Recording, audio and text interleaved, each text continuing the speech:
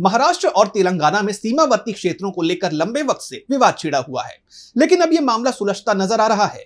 महाराष्ट्र के सीएम देवेंद्र फडणवीस ने इस सिलसिले में अहम निर्देश दे दिए हैं, लेकिन जिस तरह से कर्नाटक और महाराष्ट्र के बीच सीमा और भाषा विवाद को नजरअंदाज किया जा रहा है, उसे लेकर फडणवीस सरकार घिर गई है।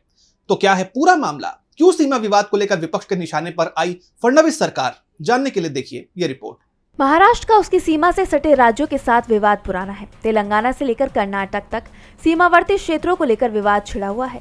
आज तक ये तय नहीं हो पाया कि क्षेत्र किस राज्य में आते हैं। दोनों ही राज्य उस पर अपना अधिकार बताते हैं। ऐसे में कई बार हालात बेहद तनावपूर्ण हो जाते हैं।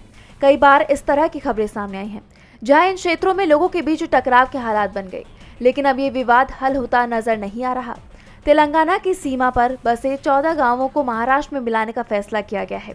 मुख्यमंत्री देवेंद्र फडणवीस ने जीविती तहसील के 14 विवादित गांवों को महाराष्ट्र में शामिल करने का निर्देश दिया है, जिसके तहत तेलंगाना के राजुरा और जीविती तालुका के 14 गांव महाराष्ट्र के चंद्रपुर जिले में शामिल किए जा सकेंगे।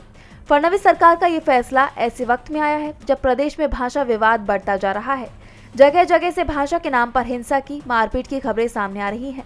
महाराष्ट्र सरकार के इस कदम से तेलंगाना के इन सीमावर्ती गांवों का लंबे समय से पेंडिंग मुद्दा सुलझने की संभावना है, लेकिन सवाल यह है कि कर्नाटक के साथ ये विवाद कब सुलझेगा। इसे लेकर विपक्षी सांसद शिवसेना यूबीटी नेता संजय राउत ने फडणवीस सरकार को घेरा है।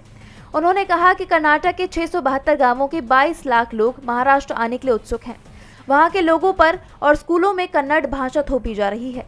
कन्नड़ भाषा के कारण मराठी लोगों पर अत्याचार हो रहे हैं। इसलिए जिस तरह इन 14 गांवों के संबंध में फैसला लिया गया, उसी तरह मुख्यमंत्री देवेंद्र फडणवीस को महाराष्ट्र कर्नाटक सीमा क्षेत्र के 672 गांवों को भी महाराष्ट्र में शामिल करने की कोशिश करनी चाहिए।